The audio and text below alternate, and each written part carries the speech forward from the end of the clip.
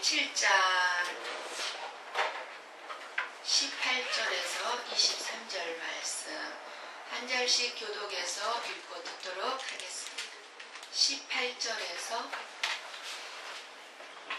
23절까지 제가 먼저 요한의 제자들이 이 모든 일을 그에게 알리니 요한이 그 제자 중 둘을 불러 주께 보내어 이르되 오실 그이가 당신이 오니까 우리가 다른 일을 기다리오리까 하라 하매 그들이 예수께 나아가 이르되 세례 요한이 우리를 보내어 당신께 여쭈어보라고 하기를 오실 그이가 당신이 오니까 우리가 다른 일을 기다리오리까 하더이다 하니 마침 그때 예수께서 질병과 고통과 및 악기 들린 자를 많이 고치시며 또 많은 행인을 보게 하시니라. 예수께서 대답하여 이르시되 너희가 가서 보고 들은 것을 요한에게 알리되 맹인이 보며 못 걷는 사람이 걸으며 나병 환자가 깨끗함을 받으며 기먹은 사람이 들으며 죽은 자가 살아나며 가난한 자에게 복음이 전파된다 하라. 누구든지 나로 말미암아 실족하지 아니하는 자는 복이 있도다 하시니라. 아멘.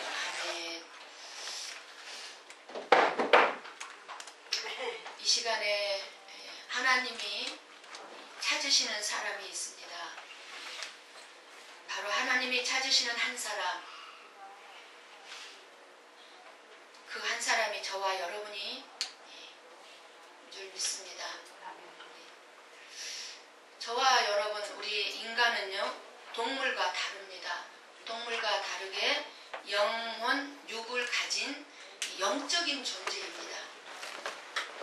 그래서 동물과 다르게 사람은 마음이 있기 때문에, 혼이 있기 때문에 마음이 무너질 때가 있습니다. 우리가 이 땅을 살아가면서 어디에 가면 실족하지 않고 살 수 있겠습니까? 내 부모일지라도, 아무리 친한 친구일지라도, 나를 그토록 사랑해주는 남편이라 할지라도, 훌륭한 목사라 할지라도 내 마음을 만족시켜 줄 수가 없습니다.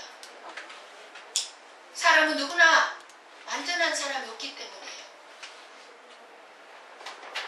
사람에게 우리가 만족하려 든다면은요,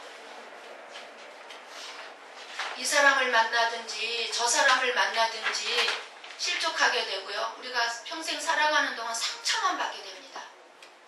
어느 누구에게선가 내가 만족을 얻으려고 한다면 그 사람에게서 결국은 받게 되는 게 뭡니까? 상처를 받게 됩니다. 사람에게서.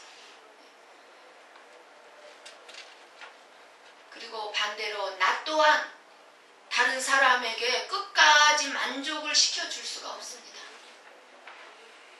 내 마음에 만족을 줄 수 있는 사람도 내가 다른 사람을 만족시켜 줄 수도 없습니다.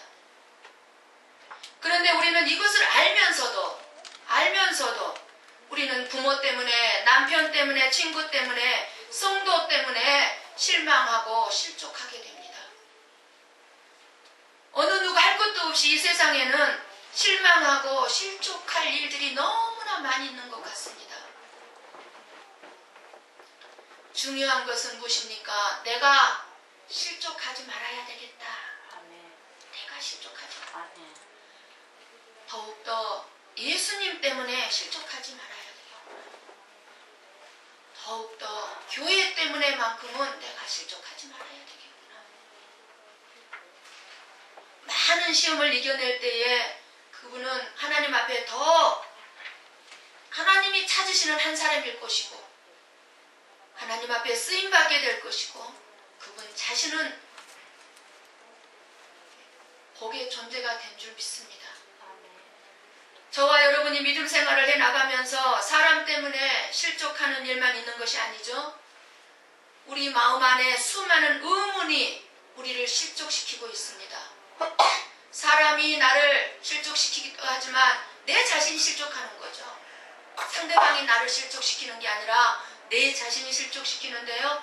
내 마음속에 있는 의문들, 이해할 수 없는 의문들이 또한 나를 저와 여러분을 실족시키고 있습니다. 그런 저와 여러분에게 오늘 예수님은 말씀합니다. 실족할 일이 있다 할지라도 답답한 의문만이 아니라 우리 예수님은요, 시원한 대답도 예수님 안에 있다는 것을, 예수님 안에 있다고 주님은 말씀하십니다. 우리가 지금 신앙생활을 하고 있지만 하나님의 사랑과 공의가 저와 여러분이 생각하는 대로 이루어지고 있는 것 같습니까? 하나님의 사랑과 공의가 저와 여러분이 생각하는 대로 지금 이루어지지 않고 있어요. 의문이에요. 이것이 우리를 실족시키고 있어요.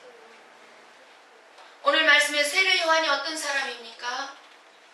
고독하고요, 너무 애롭게 자랐습니다. 그리고 오직 의롭게 살면서 회개를 내쳐왔지만 결국은 지금 이 세례 요한은 감옥에 갇혀서 죽임을 당하는, 희생을 당하고 말아요.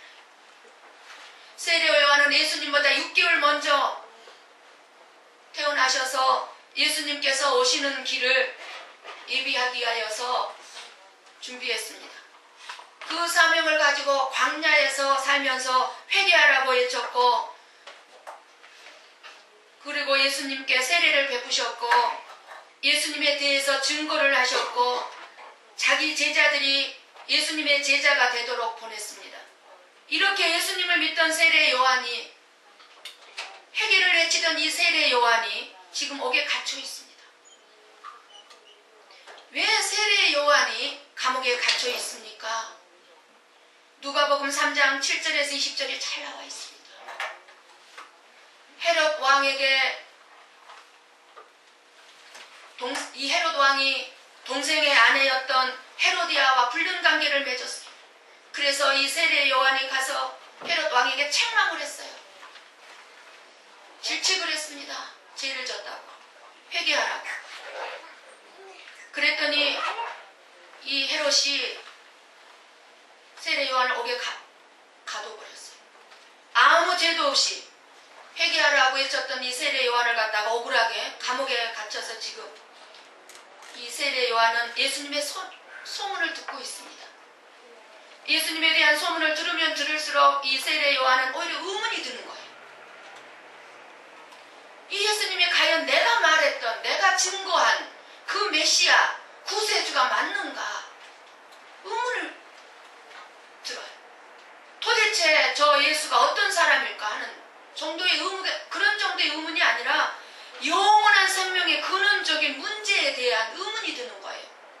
정말 저 예수가 내가 증거했던 메시아, 구세주, 정말 세상 죄를 지고 갈 어린 양으로서 나에게, 저와 여러분에게 영원한 생명을 줄 수 있는 그 예수가 맞는 걸까? 의문이 드는 거예요.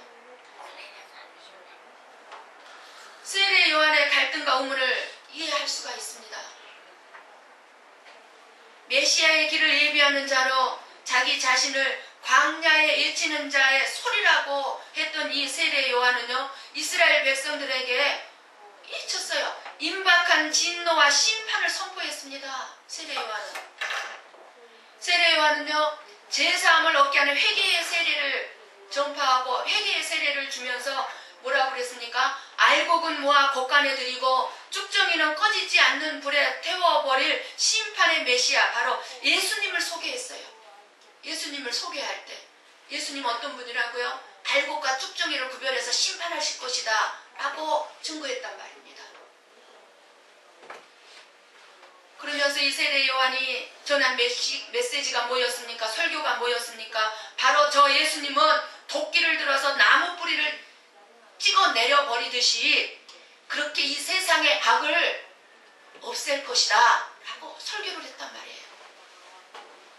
그런데 세례 요한은 그렇게 죄를 지적하고 책망하다가 지금 감옥에 갇혀서 고통받고 있는데, 들려오는 소문에 의하면 예수님은 죄인들과 함께 한 식탁에서 먹고 마시고 죄인들의 병이나 고쳐주고 세리들이랑 같이 먹고 마신다는 소문이 들리는 거예요.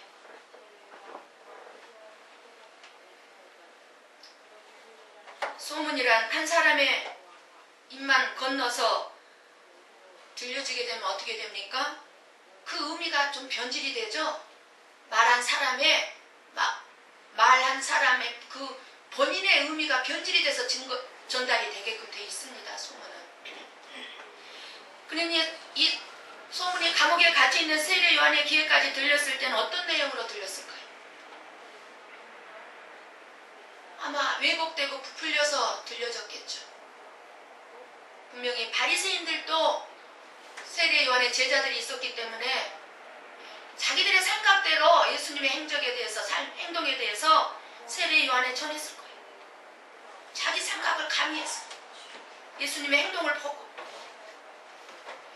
듣는 사람의 입장에서는요, 아무리 왜곡되고 부풀려 있다 할지라도 어떻게 됩니까? 그 밑바탕에 어느 정도는 사실일 것이다라는 걸 믿고 듣잖아요.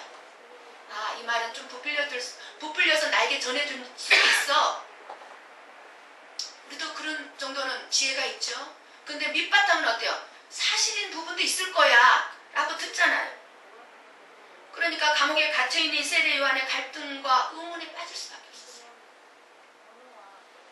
정말 예수님이 구세주 맞는 걸까? 메시아가 맞는 걸까? 아니면은 다른 사람을 기다려야 하는 걸까? 다른 분이 메시아일까? 세례 요한과 예수님은 다른 점이 있었어요. 사역에서 동시에 사역을 했습니다. 짧은 기간. 누가복음 5장 30절에서 33절을 우리 한번 앞장이죠. 한번 읽어 찾아봅니다. 한 장만 넘기십시오. 앞으로. 5장 30절에서 33절 우리 한번 같이. 뭐라고 지금 예수님께 와서 지금 예수님한테 뭐라고 하는지 30절에 33절 말씀입니다. 시작. 바리새인과 그들의 서기관들이 그 제자들을 비방하여 이르되 너희가 어찌하여 세리와 죄인과 함께 먹고 마시느냐. 예수께서 대답하여 이르시되 건강한 자에게는 의사가 쓸데없고 병든 자에게라야 쓸데있나니 내가 의인을 부르러 온 것이 아니요 죄인을 불러 회개시키러 왔노라. 그들이 예수께 말하되 요한의 제자는 자주 금식하며 기도하고 바리새인의 제자들도 또한 그리하되 당신의 제자들은 먹고 마시나이다. 이게 무슨 말씀이에요? 31절과 32절은 예수님의 말씀이지만 30절과 33절은 누구의 말이에요? 바리새인들의 말. 이 말을 분명히 이렇게 세례 요한에게 전했을 거예요. 지금 사람들이 예수님과 제자들을 찾아와서 비난을 퍼부으면서 지금 따져요. 지금 예수님께. 쉽게 여러분들에게 말씀을 드린다면 예수님과 예수님의 그 제자들에게 뭐라고 합니까? 우리는 당신네들을 도무지 이해할 수 없다. 당신들은 전혀 의롭고 올바른 사람들 같지가 않다는 거예요. 저 세례 요한과 저 바리새인들을 좀 바라는 거예요. 사람들이 예수님께 와가지고 저 세례 요한하고 바리새인을 좀 보라는 거예요. 저 세례 요한과 바리새인들은 자신들도 그렇게 살고 또 열심히 기도하고 백성들에게도 회개하라고 외치면서 자기들은 그렇게 산다는 거예요. 기도하고 자주 금식하면서 죄인들과 같이 먹고 마시고 놀지 않는다는 거예요. 그런데 지금 당신들은 금식도 안 하고 죄인들과 그렇게 할 수 있느냐 이렇게 지금 예수님께 따지는 거예요. 세례 요한이 어떤 삶을 살았는지 우리는 성경 말씀을 통해서 알아요. 석청과 메뚜기를 먹으면서 낙타 털옷을 입고 양의 옷을 입은 것도 아니에요. 양의 옷은 부드럽겠죠. 낙타 털옷이. 낙타 털이 얼마나 까칠까칠한지 아시죠? 낙타 털옷을 입고 살았어요. 허리에는 가죽띠를 뗐어요. 강직하게 살았어요. 정직하게 살았어요. 그런 세례 요한이에요. 그런 삶을 살았어요. 얼마나 갈등과 의문이 있었겠습니까? 우리 한번 19절 오늘 본문의 말씀 7장 19절 20절 말씀 한번 같이 읽고 듣습니다. 7장 19절 20절 말씀입니다. 시작. 요한이 그 제자 중 둘을 불러 주께 보내어 이르되 오실 그이가 당신이 오니까 우리가 다른 일을 기다리우리까 하며 그들이 예수께 나아가 이르되 세례 요한이 우리를 보내어 당신께 여쭈어보라고 하기를 오실 그이가 당신이 오니까 우리가 다른 일을 기다리오니까 하더이다 하니. 당신이 메시아가 맞느냐는 겁니다. 정직하게 지금 진실하게 핵심을 지금 예수님께 질문을 하고 있습니다. 세례 요한은 소문을 들은 예수님의 사역이 자기 자신이 생각하는 메시아와 다르다고 생각을 하게 된 거예요. 여러분들도 여러분이 생각하는 예수님이 계시지 않나요? 세례 요한은 죄인들의 삶을 불로 심판하는 메시아를 기대했어요. 자기처럼 죄를 좀 지적해주고 책망하다가 의로운 일을 하다가 고통 중에 있는 사람들을 단번에 좀 건져내주고 이스라엘 국민, 지금 로마의 식민지 가운데 있는 이스라엘 국민들을 건져내주실 분으로 생각했어요. 그런데 들려오는 소문을 들으니 자기 자신 안에 갈등과 의문만이 쌓여져 가는 거예요. 세례 요한은 얼마 전에 요단강에서 예수님께서 세례를 받으러 오실 때에 이미 예수님의 메시아인 것을 알았어요. 그래서 자기 제자들 중에 예수님을 쫓는 것을 보고 시기하거나 질투하지 않고 자기의 제자들을 예수님의 제자가 되도록 다 보냈습니다. 그리고 뭐라고 그랬습니까? 세례 요한이 그는 흥하여야 되겠고 나는 쇠하여야 되리라. 그렇게 말을 했습니다. 그 정도로 예수님에 대해서 알았어요. 그랬더니 세례 요한이 지금 뭐라고 그럽니까? 진짜 당신이 메시아입니까? 이렇게 지금 묻는 거예요. 확실하게 예수님을 알았던 이 세례 요한이 지금 감옥 속에서 고통을 당하다 보니까 진짜 당신이 메시아 맞습니까? 이것이 바로 저와 여러분의 인간적인 모습입니다. 저와 여러분의 믿음이란 이렇게 완전하지가 않습니다. 언제든지 흔들릴 수가 있습니다. 고통스러운 삶이 길어지면 흔들릴 수 있습니다. 길고 긴 고통스러운 감옥 생활이 그의 믿음을 아마 흔들어 놓았을까요? 계속되는 고통과 어려움 중에서 갈등과 의문을 가질 수 있습니다. 그러므로 우리는 믿음 생활을 할 때 사람을 기준으로 하면 안 됩니다. 절대 사람을 보고 기준 삼으면 안 돼요. 나보다 앞선 양육자님들이나 목사를 신앙의 표준으로 하면 안 돼요. 나를 전도했던 사람이 얼마 후에요? 실족할 수 있습니다. 나를 예수님께 인도했던 사람이 믿음을 버리고 교회를 떠나버릴 수도 있어요. 그럼 같이 떠나야 됩니까? 얼마든지 이런 일이 있습니다. 먼저 믿은 사람 또는 어떤 직분자로 인해서 시험에 들어서는 안 됩니다. 우리는 신앙의 대상을 확신해야 돼요. 믿음의 주여 온전케 하시는 이 예수님만 바라봐야 될 줄 믿습니다. 아멘. 세례 요한은 예수님의 사역에 대해서 불만이 많았어요. 불만이 생긴 거예요. 자신이 예언한 메시아는 너무 틀리니까 자신이 바라고 있는 메시아, 기대했던 메시아하고는 거리가 너무 머니까 마음속에서 불만이 일어난 거예요. 열매 맺지 않는 나무마다 찍어 불에 던지는 도끼로서의 예수님이 아니라 상한 갈대도 꺾지 아니하고 꺼져가는 심지도 끄지 않는 예수님의 사역이 점점 이해하기 힘들어졌어요. 손에 키를 들고 자기의 타작마당을 정하게 하는 예수님이 아니라 더러운 헤롯 같은 제약된 삶에 대해서 전혀 말이 없고 예수님의 행동에 대해서 그런 행동에 대해서 이 세례 요한 이해할 수가 없었어요. 이해가 안 되는 거예요. 알곡을 모아서 곡간에 들이고 쭉정이는 골라서 꺼지지 않는 불에 태우는 예수님이 아니라 로마의 압제와 핍박과 폭력에 대해서 한마디 말씀이 없는 것에 대해서 불만이 생겼습니다. 누가복음 3장 7절에서 9절에 보면요, 세례 요한의 메시지 설교가 나옵니다. 예수님에 대해서 말씀합니다. 독사의 자식들아, 누가 너희에게 일러 장차 올 진노를 피하라 하더냐? 그러므로 회개에 합당한 열매를 맺고 속으로 아브라함이 우리 조상이라 말하지 말라. 내가 너희에게 이르노니 하나님이 능히 이 돌로도 아브라함의 자손이 되게 하시리라. 이미 도끼가 나무 뿌리에 놓였으니 좋은 열매 맺지 아니하는 나무마다 찍혀 불에 던져지리라. 이렇게 정의감에 불타서 메시지 설교를 했던 세례 요한의 생각에 예수님의 사역이 지나친 간용으로 가득 차 있는 것처럼 보였을 것입니다. 그렇잖아요. 예수님이 뭐라고 그랬어요? 너희는 원수를 사랑하라. 그러지를 않으시고 서로 용서하라. 서로 사랑하라 하시지를 않고 비판하지 말라 하시지를 않는 거예요. 언제까지 병자나 고치고 우는 가부나 이루하는 일에만 매달려 있을 건지 감옥에 갇혀있는 세례 요한으로서는 심히 불만인 거예요. 답답한 거예요. 아주 답답한 거예요. 그래서 예수님의 소문을 듣고 예수님께 의문을 제기한 것입니다. 오실 그이가 당신이 맞습니까? 아니면 우리가 다른 사람을 기다려야 됩니까? 예수님의 오실 메시아, 우리의 구세주라면 그렇다면 빨리 그 일을 해야 되지 않습니까? 이 말이에요.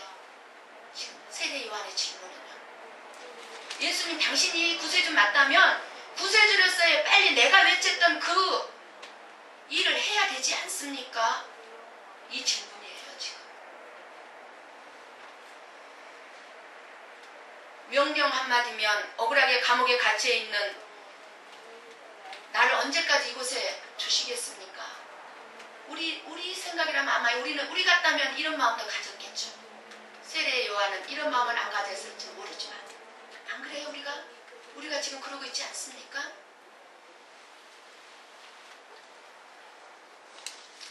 우리들은 믿는 사람마다 예수님께서 어떻게 하시리라는 자기 나름대로의 믿음을 다 가지고 있습니다. 자기 나름대로의 믿음. 그래서 그것이 우리들에게 문제가 됩니다. 때로 문제가 돼요. 그것이.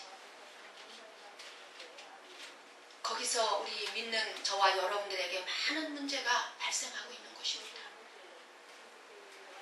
지금쯤 예수님이 이렇게 도와주셔야 될 텐데 이렇게 해야 될 텐데 답을 다 내가 써놓고 그 답을 예수님이 안 해준다. 불만을 가져. 내 생각을 신뢰하는 거예요. 내 생각을 의지하는 거예요. 하나님의 생각, 하나님의 방법은 깊이 생각하지도 않아요. 그리고 나서는 내가 예수님을 믿는다고 생각하는 거예요. 나는 예수님을 믿어. 내가 생각했던 방식대로 예수님이 역사하지 않는다고 의문을 품고 불만을 가지고 있으면서 이렇게 모범적인 신앙을 가졌던 세례 요한이 이런 의문을 가졌다면 저와 여러분님들 말할 수 있겠습니까? 사랑하는 성도 여러분, 정말로 우리 주 예수 그리스도가 우리들의 삶의 주관자여 구세주이심을 믿으십니까? 믿는다면 우리는 예수님의 뜻대로 될 것을 신뢰하면서 기다려야 합니다. 기다려야 돼요. 예수님은 자신의 때에 자신의 방법으로 저와 여러분들에게 영광스럽게 영광을 나타내 주실 것입니다. 역사해 주실 것입니다. 어떤 고통과 어려움이 있을 때마다 예수님이 주인이신 것을 생각하십시오. 저는 오늘 이 시간에도 예배를 말씀을 일어섰을 때요, 순간적으로요, 오늘 말씀이 바로 나에게 주시는 말씀이었어요. 예수님이 주인이십니다. 빈자리가 많이 보이지만 예수님이 주인이십니다. 순간적으로 마귀는 나를 조롱하죠. 뭐라고? 나를 실족시키죠. 그러나 예수님은 여전히 말씀하십니다. 주인은 나다. 고베 성복교의 주인은 나다. 아멘. 예수 그리스도다. 아멘. 말씀하십니다.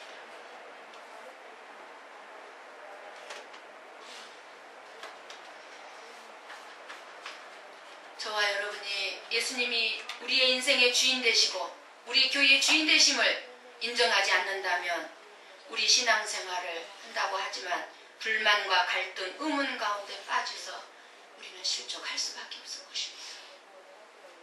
세례 요한은 불만의 해결을 하기 위해서 예수님께 질문을 합니다. 이 사람 저 사람 붙들고 예수님에 대해서 이런저런 불평들은 넣지 않았어요. 제자들을 붙들고 이런저런 불평과 불만을 얘기하지 않습니다. 오히려 제자들을 불러서 보냅니다. 예수님께 보내요. 자기 자신이 직접 예수님 앞에 나갈 수 있는 환경이 아니기 때문에 대신 두 제자를 불러서 예수님께 보내서 질문을 합니다. 우리가 신앙생활 하면서 의심을 품지 않는 사람이 지혜로운 사람이 아니에요.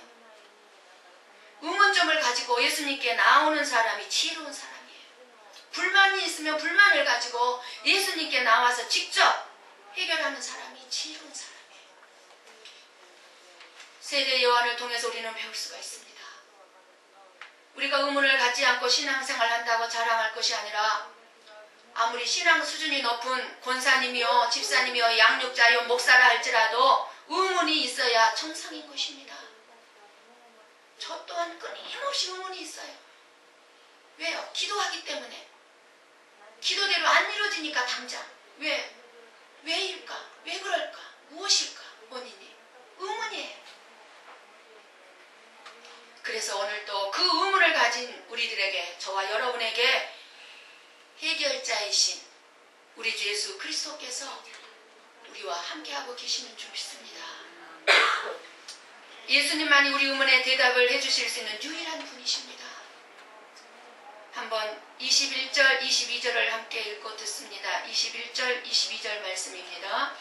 마침 그때에 예수께서 질병과 고통과 및 악이 들린 자를 많이 고치시며 또 많은 맹인을 보게 하시니라. 예수께서 대답하여 이르시되 너희가 가서 보고 들은 것을 요한에게 알되 맹인이 보며 못 걷는 사람이 걸으며 나병 자가 깨끗함을 받으며 기먹은 사람이 들으며 죽은 자가 살아나며 가난한 자에게 복음이 전파된다 하라.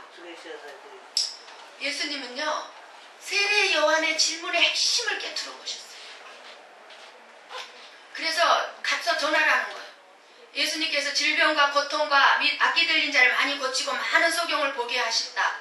행동으로 보여준 거예요, 제자들에게. 세례 요한이 보낸 제자들에게 도착했을 때 그때 마침이라고 나오죠. 마침 이 예수님이 마침 그때에 이 제자들에게 보여주는, 뭘 보여주고 있습니까? 행동을 보여주는 거예요. 질병을 고쳐주고 고통을 해결해주고 귀신을 쫓아내주고 맹인을 보게 한 거를 보여준 거예요. 제자들, 니들이 한번 봐봐라.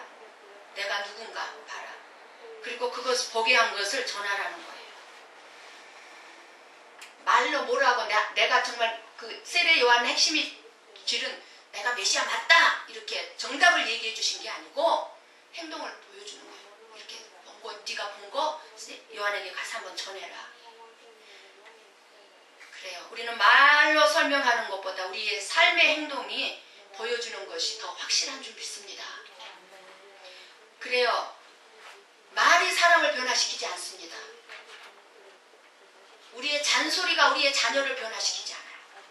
부모의 삶이, 우리의 행동이 다른 사람을 변화시킵니다. 말만 하면요, 무시당해요. 말만 하면. 우리의 행동이 제대로 못하면 무시당해요. 물론 말로 예수님 믿으라고 전도해야 돼요. 그러나 말로만 끝나면 안 되고 삶으로 드러나야 될 줄 믿습니다. 변해가야 돼요. 변해가야 돼요. 자꾸 우리는 변해가야 돼요. 한꺼번에 변할 수 없죠. 22절에 말씀하죠. 예수께서 대답하여 가라되 너희가 가서 보고 들은 것을 요한에게 알리되 맹인이 보며 못 걷는 사람이 걸으며 나병한 자가 깨끗함을 받으며 기먹은 사람이 들으며 죽은 자가 살아나며 가난한 자에게 복음이 전파된다 하라. 22절에 행동을 보여주고 그리고 말씀을 하셔요. 세례 요한이 질문하는 것과 동문서답을 하는 것 같아요. 세례 요한은 뭐예요? 당신이 메시아 맞습니까? 그러면 아니면 아니다, 기면 기다 이렇게 대답을 해주셔야 되는데 지금 예수님은 행동을 보여주고 말을 전하라는 거예요. 왜 그랬을까요? 예수님은요, 세례 요한이 구약의 이사야의 말씀을 다 알고 있다는 것을 예수님은 세례 요한에 대해서 잘 알았어요. 그래서 이사야서 말씀을 너무나 잘 알고 있는 세례 요한은 예수님이 하는 행동을 보고 그대로 전하기만 해도 아, 맞구나 라는 거를 다시 한번 이 세례 요한이 알게 되기 때문에 그렇게 한 거예요. 그러면 예수님은 저와 여러분을 알까요? 모를까요? 그래서 예수님이 하신 행동과 그것을 말을 그대로 전해들은 이 요한은 직접 이제 예수님에게 제자를 통해서 들었지만 그 말을 쉽게 알아들었을 거예요. 그래서 하나님의 말씀을 영혼의 양식으로 삼고 살아왔던 이 세례 요한에게는 예수님 자신이 메시아라는 것을 분명히 밝히는 말씀으로 들려졌을 것입니다. 사랑하는 성도 여러분, 오늘 말씀의 핵심입니다. 저와 여러분에게 예수님이 지금 말씀하십니다. 23절을 읽고 듣습니다. 23절 말씀입니다. 누구든지 나로 말미암아 실족하지 아니하는 자는 복이 있도다 하시니라. 예수님 때문에 실족이 되려고 합니까? 세례 요한도 예수님 때문에 실족하려고 했습니다. 얼마든지 그럴 수 있다는 거예요. 예수님 때문에 실족한다면 저와 여러분 교회 때문에 실족하는 일은 예수님의 고향이 나사렛이라는 것 때문에 가난하고 천한 동네에서 태어났다는 것 때문에 그때 당시 많은 사람들이 실족했습니다. 예수님의 부모님이 가난한 목수 요셉이라는 것 때문에 실족한 사람들도 있었습니다. 예수님 가까이 했던 제자들과 세리들, 창녀들을 보고서 실족한 사람들도 있었습니다. 가룟 유다도 어떻게 보면 예수님의 일을 보고 시험에 들었을 거예요. 불만이 있었어, 예수님의 사역에 대해서. 가룟 유다도. 그래서 엉뚱한 물질에다가 마귀가 시험을 갖다 준 거 아닙니까? 예수님에 대해 불만이 있었기 때문에 마귀가 가룟 유다더라고요. 우리는 누구와 만나도 실망할 일이 있음을 알아야 합니다. 어느 회사를 가든 어느 교회를 가든지 실족할 일이 있습니다. 우리가 실족할 일에 걸려 넘어지면요, 그동안 쌓였던 공든탑이 그대로 화르르 무너져버려요. 화르르 무너져버려요. 얼마나 여러분 힘들게 신앙생활에 이렇게 천국에 내 집을 짓고 있습니까? 어느 천국본 간증자가 그러잖아요. 천국에 집을 아름답게 지어놓고 죄 한번, 분노 한번 터뜨려서 그 집을 와르르 무너지는 걸 봤다. 그게 사실이에요. 와르르. 그러나 그 실족할 일을, 그 위기를 이기고 극복해내면 더 아름다운 신앙인의 모습을 나타내게 됩니다. 인정받고 성공한 사람들은요, 쉽게 인정받고 성공한 사람들이 없어요. 다 실족할 수밖에 없는 수많은 사건들을, 수많은 일들을 이겨내신 분들이 인정받고 성공하지 않습니까? 많은 어려움과 고난과 비난과 비판들을 들었음에도 불구하고 극복한 사람들입니다. 시험에 들어 실족하게 되면 인정받기가 어렵습니다. 당연히 실족할 수밖에 없는 상황 속에서 실족했을다 할지라도 인정받지 못합니다. 우리는 그래서 어디를 갈지라도 이런 낙심되고 실망스러운 일들이 늘 있는 줄 아시고 계시지 않습니까? 아시기 때문에 하나님의 예수님의 은혜를 생각하면서 믿음을 가지고 실족하지 말기를 바랍니다. 23절을 다시 한번 생각해보면 무슨 말입니까? 실족하지 아니하는 자는 복이 있도다 그랬는데, 다시 우리가 한번 생각해본다면 뭐예요? 실족하면 화가 있도다 하고 똑같은 말씀이에요. 실족하면 화가 있도다. 이 말씀하고 똑같아요. 예수님 때문에 화를 당하는 사람이 있다는 말씀입니다. 예수님 때문에 우리가 복을 받고 있지만 예수님 때문에 수많은 사람들이 화를 당하고 있어요. 화를 당한 원인이 무엇입니까? 믿지 않아서예요. 이해하지 못했어요. 이해 부족이에요. 세례 요한이 감옥에서 석방되는 대신에요, 죄악의 눈이 가려지고 기가 막힌 헤롯, 그 헤롯에 의해서 죽임을 당하고 말아요. 예수님의 말씀과 행동을 전해들은 세례 요한은 실족하지 않았습니다. 끝까지 예수님을 그래서 믿었습니다. 오늘 저와 여러분에게 예수님은 말씀합니다. 누구든지 나로 말미암아 실족하지 아니하는 자는 복이 있도다. 예수님이 나의 주인 되심을 믿지 못할 때 우리는 의문과 실망과 실족을 하게 될 것입니다.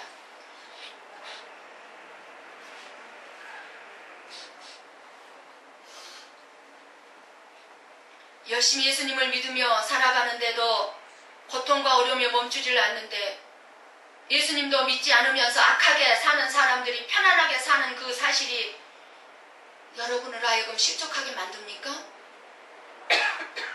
도대체 예수 안 믿는 사람들은 척척 일이 잘 되는 것 같은데 11조도 안 하는 사람들이 잘 되고 11조 열심히 하는 나만 지금 바보짓 하는 것 같습니까?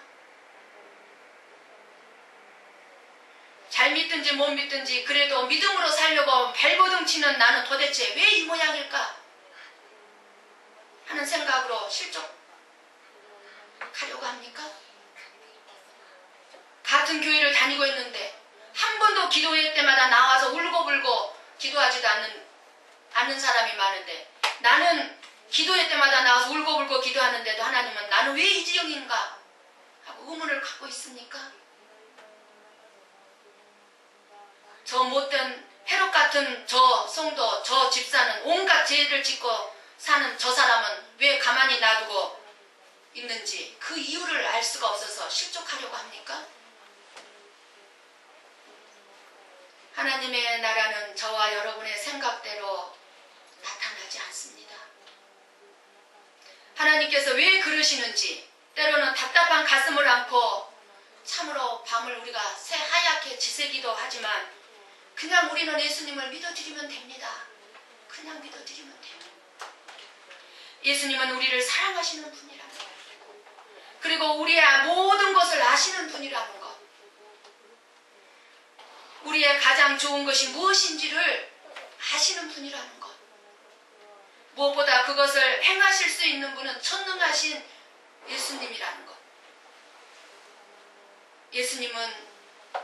예수님이 정하신 때 우리의 삶에 찾아오셔서 저와 여러분들을 간섭하실 것입니다. 간섭 안 하시는 예수님 아니세요. 간섭하실 거예요. 여러분, 예수님 때문에 실족하십니까? 예수님을 믿는데도 힘들고 아니면 믿는 사람들 때문에 실족합니까? 한 가지 예를 드리고 마치겠습니다.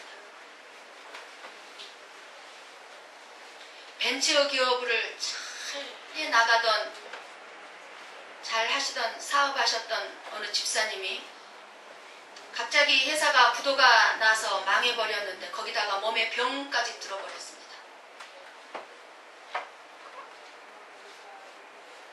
오고 가도 못하는 아주 처참한 지경에 빠지고 말았습니다. 그래서 목사님이 신방을 갔는데 이 목사님이 신방을 가서 보니까 그 모습을 보고 어떻게 무슨 말로 위로를 해야 될지 몰랐습니다. 그 집사님이 말씀합니다. 목사님, 하나님은 안 계신 것 같아요. 하나님은 안 계세요. 괴로워하다가 다시 또 말합니다. 목사님, 아니에요. 하나님은 계신데 하나님이 나를 버렸어요. 나를 버리신 것 같아요. 라고 얘기합니다. 목사님 하실 말이 없어요. 예배 드립시다. 찬양합시다. 기도하십시다.